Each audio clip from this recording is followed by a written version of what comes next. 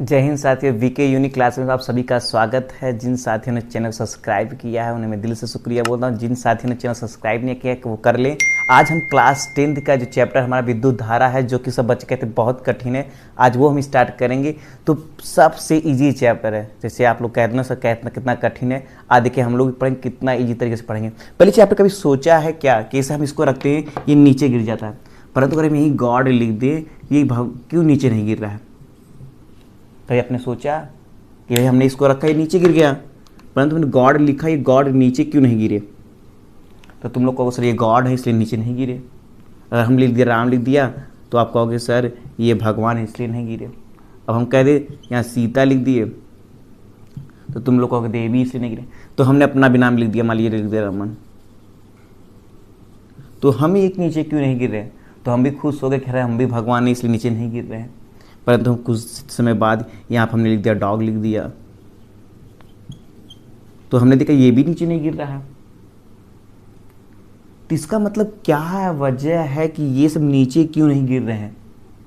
तभी आपने सोचा भाई हमने इसको रखा ये नीचे गिर गए, परंतु ये सब नीचे क्यों नहीं गिर रहे हैं?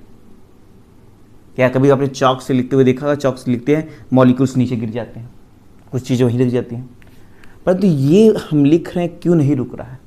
ये तो यहाँ रुका रहा है, नीचे क्यों नहीं गिरा? क्योंकि जब हमने इसे रब के अंदर रगड़ा तो इस पर एक बल लगा, वैद्युत चुंबकीय बल, जो इसको अपनी ओर आकर्षित कर लिया और जिसको से रुका रह गया। इसका मतलब जो वैद्युत चुंबकीय बल है वो किससे ज़्यादा होता है? गुरुत्वाकर्षण बल से, जो धरती मतलब प्यार है उससे ज़्यादा होता है, ये जान लेना आप।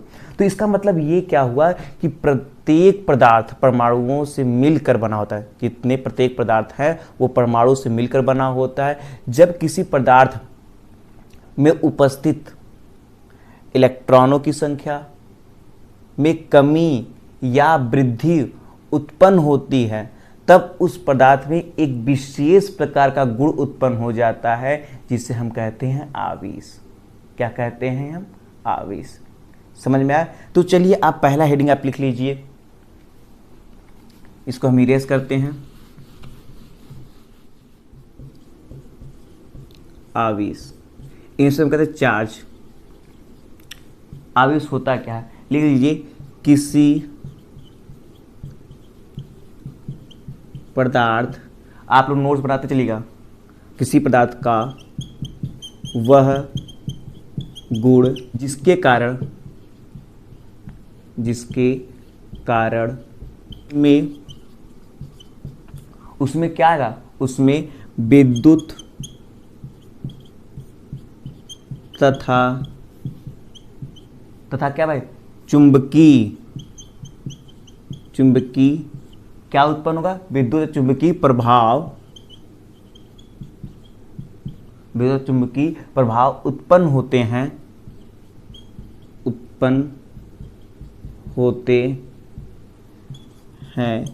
आवेश कहलाते हैं।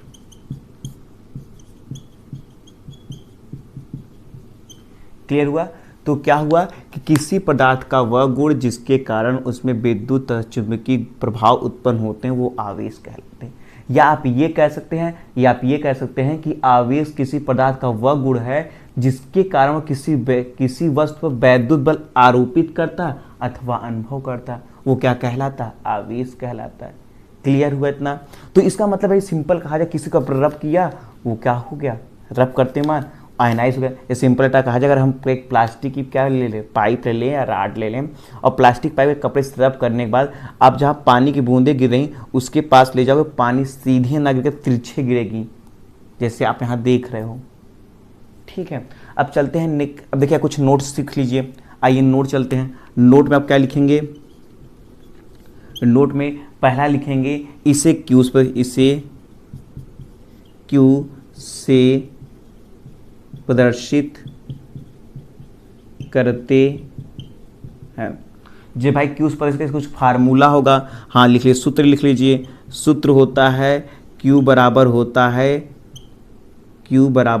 है आई इंटू टी होता है। आई इंटू क्या होता है? टी होता है। जहाँ पर लिख लीजिए इसे तुरंत, जहाँ क्यू बेटा क्या आवेश है, आई क्या है धारा है,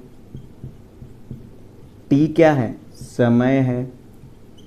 ये हमारा पहला पॉइंट हो गया, ये हमारा दूसरा पॉइंट है। अब तीसरे पॉइंट पे चलते हैं, हम इसका परिभाषा इरेज कर दे रहे हैं।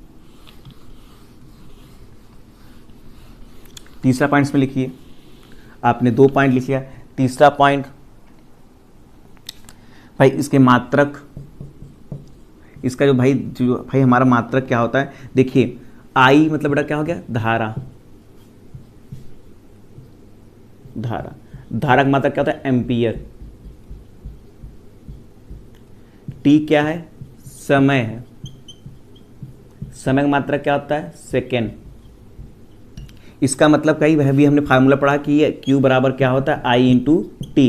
तो I मतलब क्या हो गया धारा, धारा मात्रक क्या एम्पियर, तो एम्पियर गुणे टी क्या सेकेंड, एम्पियर गुणे सेकेंड। इसका मतलब क्या आवेश का मात्रा क्या होता है एम्पियर गुणे सेकेंड, और इसी को हम कहते हैं कूलाम, इसी क्या कहते हैं कूलाम कहते हैं। क्लियर हुआ, इसे क्या कहते हैं कूलाम कहते हैं। 1 पॉइंट 2 पॉइंट हो गया, ये तीसरा पॉइंट हो गया। ठीक है, अब यहाँ पे पॉइंट और लिख लीजिए, ये 3 पॉइंट इस नीचे मिरेज करते चले जा रहे हैं, आप लोग लिखते जाइएगा। इसका मतलब क्या हुआ कि अगर हम बात करते हैं, चलिए इसका मतलब कूलाम को हम क्या लिख सकते हैं एम्पियर गुणे सेकेंड लिख सकते हैं। तीसरा पॉइंट हो गया। चौथा पॉइंट लिख लीजिए, ये एक बेटा क्या है अदिश राशि, बेटा ये क्या है अदिश राशि है, अदिश राशि है मतलब आवेश एक क्या है अदिश राशि है। तो एक चीज़ याद रखना कि जब कभी भी इस आवेश में, या लिख लो 5वां पॉइंट, जब इलेक्ट्रॉनों की संख्या दिया रहे, जब भाई इलेक्ट्रॉनों की संख्या दिया रहे तब आवेश का फार्मूला क्या होता है Q बराबर होता है plus minus n e, plus minus क्या होता है एन ई होता है। मतलब प्लस माइनस जो संख्या ऋणात्मक धनात्मक जो भी हो आप वो ले लिया, आप ऐसे एन ई लिखिए कोई दिक्कत नहीं है। जहाँ एन इलेक्ट्रॉनों की संख्या है, ई बेटा क्या है इलेक्ट्रॉन है, ई हमारा क्या है इलेक्ट्रॉन है, और 1 बराबर होता है 1.6 इंटू 10⁻⁻19 कूलाम होता है। क्लियर हुआ। और क्यू क्या हमारा आवेश है। इसका मतलब जब इलेक्ट्रॉनों की संख्या दे तो आवेश का फार्मूला कौन सा लगाएंगे ये लगाएंगे, और जब हमें क्या फार्मूला दिए, जब हमें धारा और समय दिया तो हम कौन फार्मूला लगाएंगे ये लगाएंगे। कितने पर 5 पॉइंट हुए। अब देखिए 6वां पॉइंट लिख लीजिए, इसको इरेज करते हैं। 6वां पॉइंट, 6वां पॉइंट देखिए, 6वां पॉइंट में क्या देखेंगे, यदि t बराबर 1 सेकेंड, t बराबर 1 सेकेंड, या t बराबर 1 सेकेंड, तो भाई i बराबर हमने क्या पढ़ा, i q बराबर पढ़ा हमने क्या i इंटू टी पढ़ा, हमने पढ़ा अगर t बराबर 1 सेकेंड तो q बराबर क्या हो गया i हुआ, q बराबर क्या हो गया i हुआ। तो लिख लीजिए परिभाषा लिख लीजिए एक कूलाम का, लिख लीजिए किसी चालक में 1 एम्पियर की धारा 1 सेकेंड तक प्रवाहित होती है तो उस चालक में प्रवाहित होने वाले आवेश का मान 1 कूलाम होगा। समझ में आया। इसका मतलब क्या हुआ कि 1 कूलाम बराबर हो सकता है 1 एम्पियर गुणे 1 सेकेंड। क्लियर हुआ। ये हमारा, इसका मतलब क्या हो गया, इसका परिभाषा क्या लिखा है कि किसी चालक में 1 एम्पियर क्या हो 1 एम्पियर धारा 1 सेकेंड तक प्रवाहित किया जाए तो उस चालक में आवेश की मात्रा कितना होगा 1 कूलाम होगा। फिर सुन लीजिए, किसी चालक में 1 एम्पियर धारा 1 सेकेंड में प्रवाहित की जाए तो उस चालक में आवेश कितना होगा 1 कूलाम होगा। क्लियर हुआ। इतना पॉइंट नोट कर लीजिए। अब चलते हैं अगले टॉपिक पे।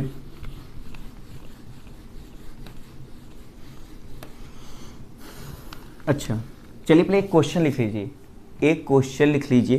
क्वेश्चन क्या है, ये क्वेश्चन लिख लीजिए कि एक कूलाम, देखिए एक कूलाम आवेश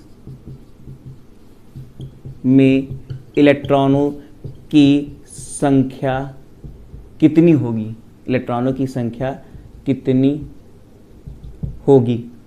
ठीक है, तो कह रहा है कि एक कूलाम आवेश में इलेक्ट्रॉनों की संख्या कितनी होगी, तो क्या लिखोगे आप, दिया है, क्या क्या दिया है, क्यू दिया है, कितना दिया है, क्यू दिया है क्या कि एक कूलाम दिया है। अब भाई एन हमें निकालना, इलेक्ट्रॉन संख्या निकालनी है, और ई बराबर हम जानते हैं कितना होता है 1.6 इंटू 10 पावर कितना -19 कूलाम होता है। तो इन तीनों में संबंध क्या होता है, हमने आपको दो फार्मूले, तो हमने आपको बताया कि जब इलेक्ट्रॉनों की संख्या दिया तो क्यू बराबर आप क्या लगाओगे, एन ई लगाओगे, परंतु हमें क्या लिखा एन, तो एन बराबर क्या हो जाएगा, क्यू अपॉन क्या होगा, ई होगा। क्लियर हुआ। अब क्यू मान कितना दिया, एक बटे 1.6 इंटू 10 पावर क्या हो गया -19 हो गया। अब -19 जब नीचे प्लस ऊपर जाएगा क्या हो जाएगा, माइनस हो जाएगा, और जब नीचे माइनस ऊपर जाएगा क्या हो जाएगा, प्लस हो जाएगा। तो नीचे माइनस है ना, ऊपर जाएगा क्या हो जाएगा, प्लस हो जाएगा। तो हम इसको लिख सकते हैं 1 into 10 power 19 upon 1.6 into power, अच्छा 10 तो ऊपर पावर हट गया, अब पॉइंट हटाएंगे, जीरो बढ़ा देंगे, तो आप जब जीरो बढ़ाएंगे तो ये बराबर हो जाएगा 10 गुणे 19/16 हो गया। क्लियर हुआ। अच्छा आप एक जीरो और दे दीजिए, एक जीरो और दे देंगे, 100 गुणे 10 पावर कितना हो गया, 18 हो गया, बटे क्या होगा 16। अब इसको जब काटेंगे 16 पच्चे 80, 16 96, 96 हो गया, फिर 4 बचा, 16 दूना 32 हो गया, 8 16 पच्चे 80 हो गया। तो इसका 6.25 इंटू 10 पावर 18, इसका मतलब क्या हुआ कि अगर उस किसी चालक में हमें एक कूलम आवेश चाहिए तो उसमें इलेक्ट्रॉनों की संख्या कितनी होगी, 6.25 इंटू 10 पावर 18 होगा। क्लियर हुआ, कोई दिक्कत तो नहीं। अब समझिए, और आपसे पूछा, हमने पढ़ लिया पूरा क्या कहते हैं, बेंजामिन फ्रैंकलिन के अनुसार आवेश दो प्रकार के होते हैं। नंबर एक क्या होता है, नंबर एक धनावेश, नंबर दो होता है ऋणावेश। इसको हम कहते हैं पॉजिटिव चार्ज, इसको हम क्या कहते हैं, निगेटिव चार्ज। अब बेटा एडवांस बुक के निकले उसमें ऐसे ही इंग्लिश में लिखते हैं पॉजिटिव चार्ज, इसको कहते हैं निगेटिव चार्ज।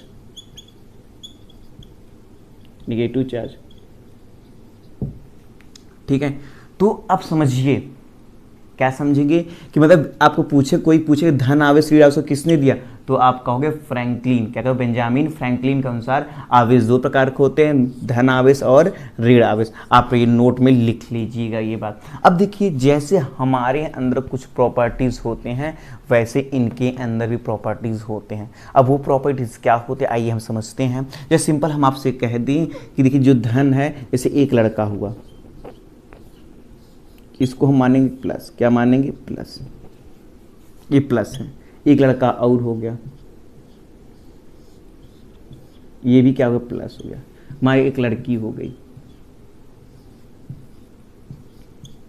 ये माइनस, ये भी माइनस। ठीक है, तो आप अगला हेडिंग लिख लीजिए, आवेश के गुण। इसको मिरस कर दे रहे हैं, हम ऊपर लिख दे रहे हैं। हेडिंग क्या है, आवेश के गुण, आवेश के गुण। जैसे जैसे हमारे अंदर गुण होता, सेम पूरी कैटेगरी, एक भी फर्क नहीं होता किसके अंदर, आवेश के अंदर। देखिए जैसे हम भाई प्लस, ये भी प्लस हम, जैसे कि दो भाई हैं, कभी पटती है, बड़ा वाला सोचेगा छोटा वाला मार खा, छोटा छोटा बड़े मार खा, कभी पटती है नहीं, क्योंकि ये भी प्लस ये भी प्लस, समान प्रकार के आवेश क्या करता, प्रतिकर्षी को ये भी लड़ रहा है तो हमसे तो मतलब दूरी है हमेशा, कभी पटती नहीं। उससे दो बहनें होती हैं, बड़ी वाली सोच छोटे की छोटी काम करे, छोटी वाली सोचेगी बड़ी काम करे, बड़ी वाली सोचेगी छोटी काम करे, और छोटी वाली सोचेगी बड़ी काम करे, और इन दोनों में ये हम ना काम करे, इसको हमने माइनस चार्ज मान लिया। तो देखो क्या हुआ कि प्लस प्लस समान है ना, तो इसका पहला पॉइंट क्या लिखोगे आप कि समान प्रकार के आवेश, इसका क्या लिखोगे, समान प्रकार के आवेश एक दूसरे को एक दूसरे को प्रतिकर्षित करते हैं। मतलब क्या, समान प्रकार के आवेश एक दूसरे को क्या करते हैं, प्रतिकर्षित करते हैं। भाई क्या है, समान प्रकार क्या करेंगे, प्रतिकर्षित करेंगे।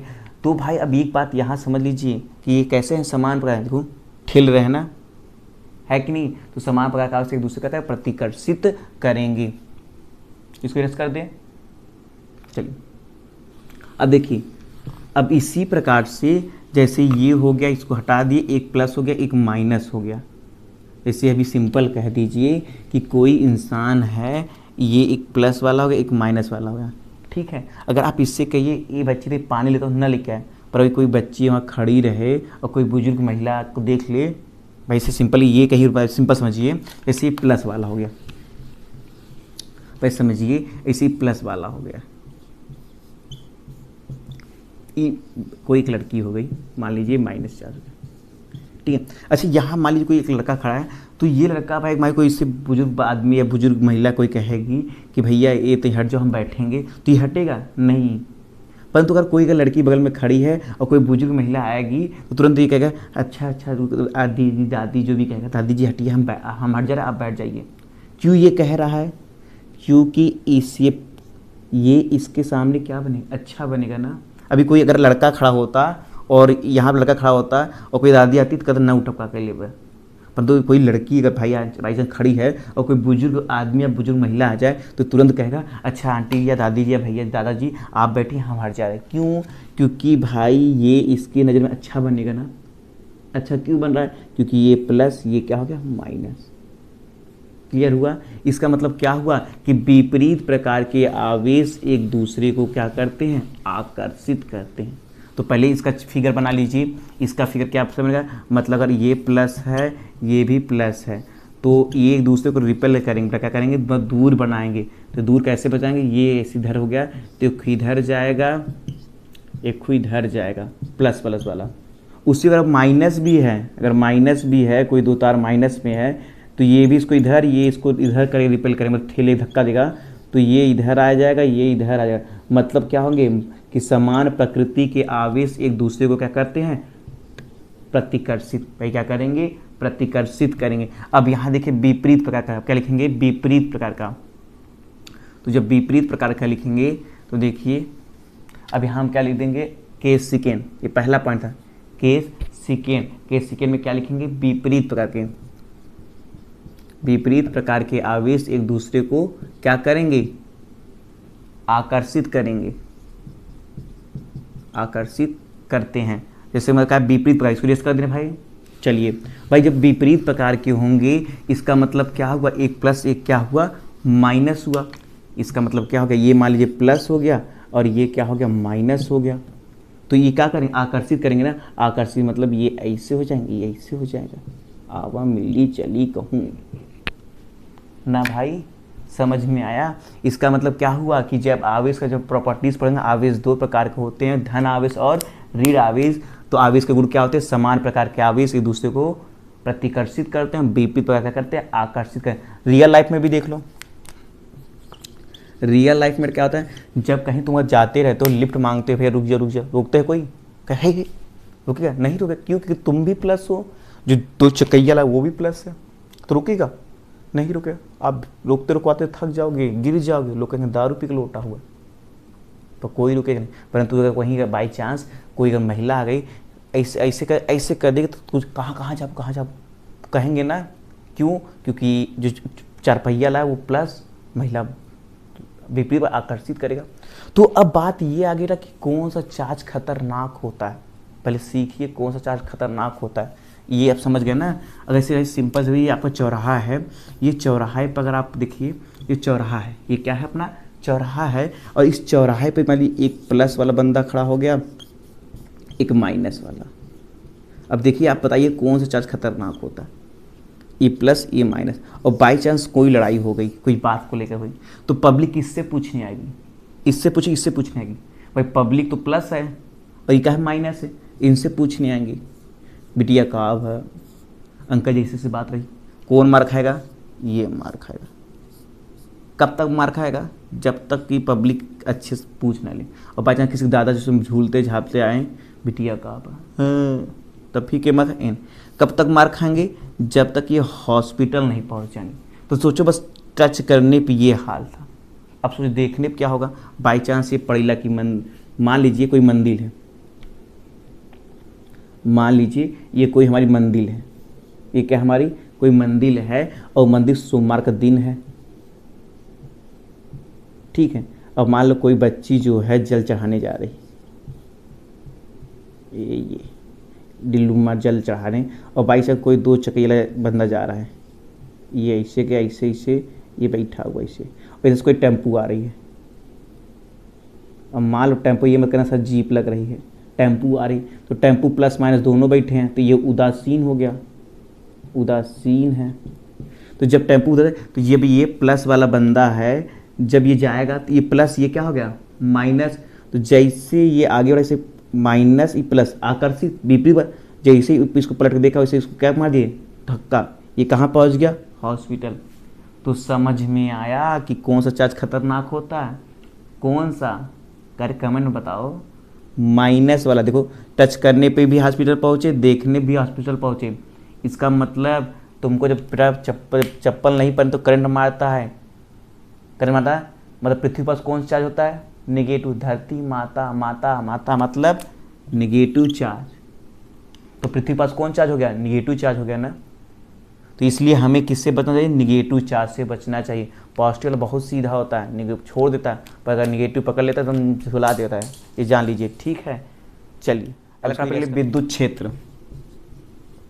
विद्युत क्षेत्र, विद्युत क्षेत्र होता है समझ लिए। विद्युत क्षेत्र अपना क्षेत्र समझते हैं, अपना क्षेत्र। जैसे मान लीजिए अपना ये एरिया हो गया, ठीक है, ठीक, ये बॉर्डर है। अगर भाई ये बताइए भाई, अगर भाई ये अपना एक लोग का क्षेत्र, मान लीजिए इनका कल्लू भाई का क्षेत्र ये है और मल्लू भाई क्षेत्र ये है, ठीक है, कल्लू भाई मल्लू भाई हैं। और भाई जब मल्लू भाई अगर यहाँ गए लड़ाई करने, तो यहाँ लड़ाई करेंगे तो कल्लू भाई पटक के मारेंगे, कूद डालेंगे। क्यों? क्योंकि इनका क्षेत्र है नहीं।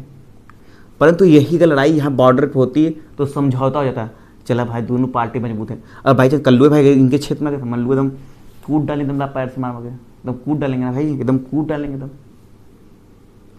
इसका मतलब क्षेत्र क्या हुआ? तो लिख लीजिए विद्युत क्षेत्र क्या होता है, हम बोल दें, आप लिख लीजिए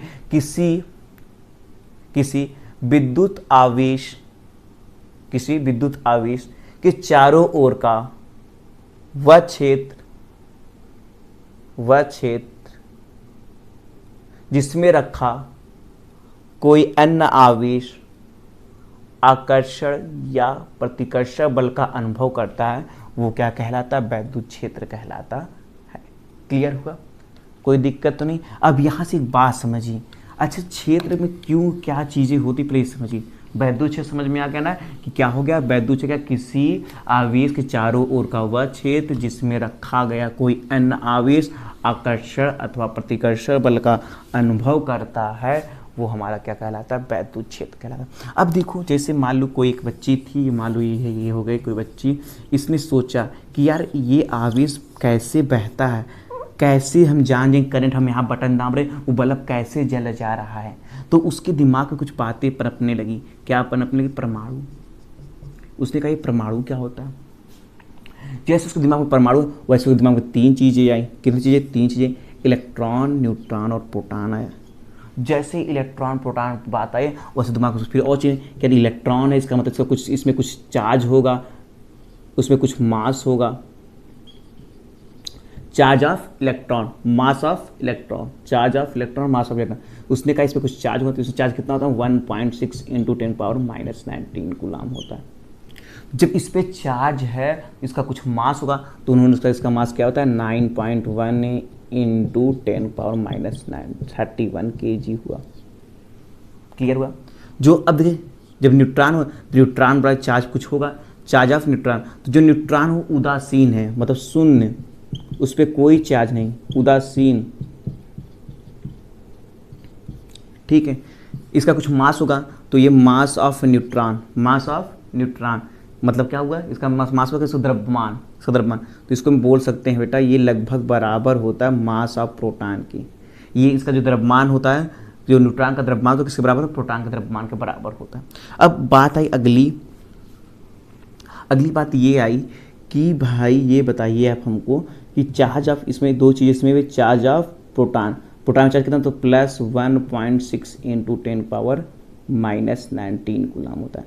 और क्या मास ऑफ प्रोटॉन कितना होगा, मास ऑफ प्रोटॉन होता है 1.672 इंटू 10 पावर -27 kg होता है। क्लियर हुआ, कोई दिक्कत नहीं। तो नोट में लिख लीजिएगा कहीं, जो इलेक्ट्रॉन होता है उसको हम कभी विभाजित नहीं कर सकते। इसका मतलब जो इलेक्ट्रॉन है वो प्राकृतिक में 1 इलेक्ट्रॉन से कम का आवेश संभव नहीं है। मतलब इलेक्ट्रॉन को कभी 5/6 इलेक्ट्रॉन या 7/12 इलेक्ट्रॉन या 9/15 इलेक्ट्रॉन नहीं लिख सकते। जब भी लिखोगे 6 इलेक्ट्रॉन -5 इलेक्ट्रॉन 75 इलेक्ट्रॉन ऐसे लिख सकते हो, कभी इस फॉर्म में नहीं लिख सकते। इससे सिंपल कहा जाए, जैसे हम आपसे पूछे कि आपकी कक्षा में कितने बच्चे हैं, तो तुम कभी कहोगे 30.5 बच्चे हैं या 32.5 बच्चे या 50.5 बच्चे। जब भी तुम कहोगे 15 बच्चे हैं, 16 बच्चे हैं, 20 बच्चे, 25 बच्चे, कभी तो ऐसे नहीं कहोगे 20.5 बच्चे हैं, 22.5 बच्चे, कभी ऐसा कहोगे, नहीं कहोगे ना। वही चीज़। अब देखो एक बात आई, जो परमाणु होता है, परमाणु उसके बेटा उसके जो केंद्र होता है, परमाणु का केंद्र होता है, किसी परमाणु के जो केंद्र में स्थित होता है, जो परमाणु है उसके केंद्र में जो स्थित होता है उसे नाभिक कहते हैं। और नाभिक के अंदर तो प्रोटॉन और क्या होता है, न्यूट्रॉन होता है। प्रोटॉन और क्या होता है, न्यूट्रॉन होता है। इतने का आप स्क्रीनशॉट ले लीजिए। ऐसे एक बात समझिए, पहले एक बात, बहुत अच्छी बात हम बताते हैं। ऐसे ये मान लो कोई चालक गोला, एक गोला ये, एक गोला ये हो गया, ठीक है।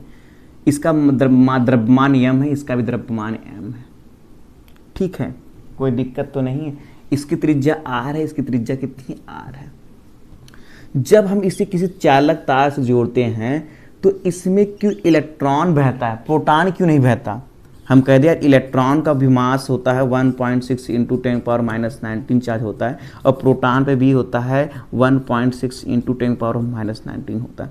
ऐसा क्या वजह है कि किसी तार में इलेक्ट्रॉन ही बहते, प्रोटॉन क्यों नहीं बहते। तो ये बड़ा क्या होता है, कुछ तो ऐसे बहुत लोग हैं, ऐसे हमारे आसपास में बहुत ऐसे सब लोग हैं कि जिनको ये भी नहीं पता होता क्यों ऐसा होता है।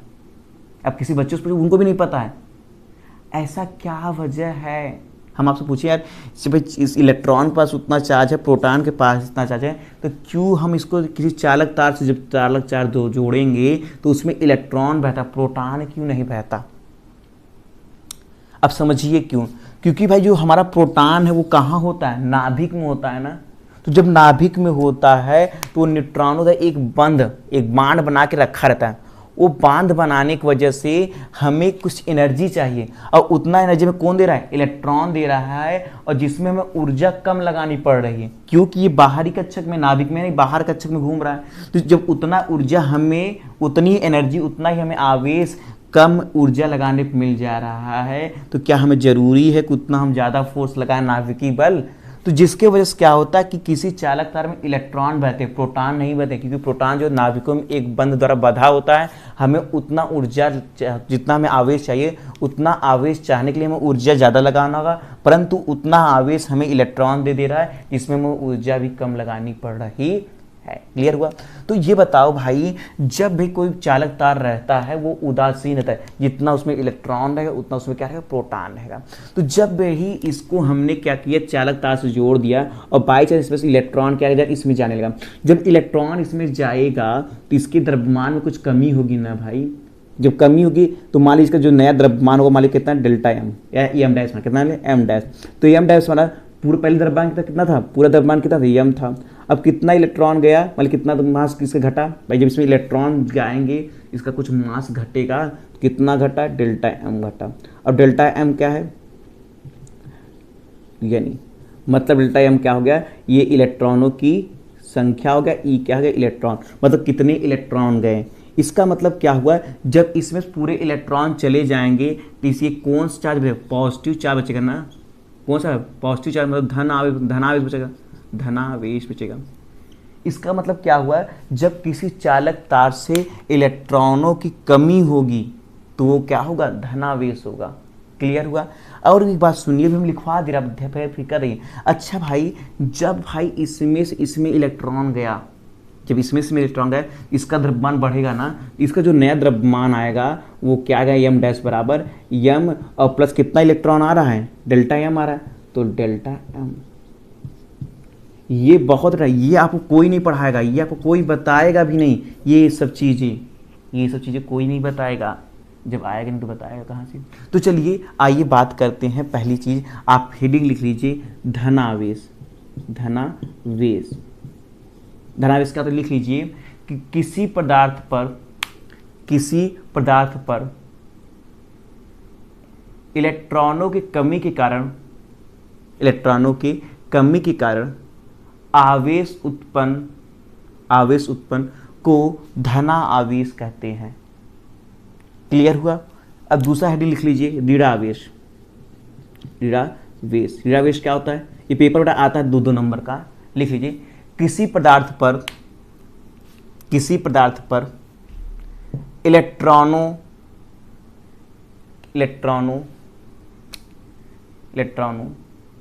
की अधिकता के कारण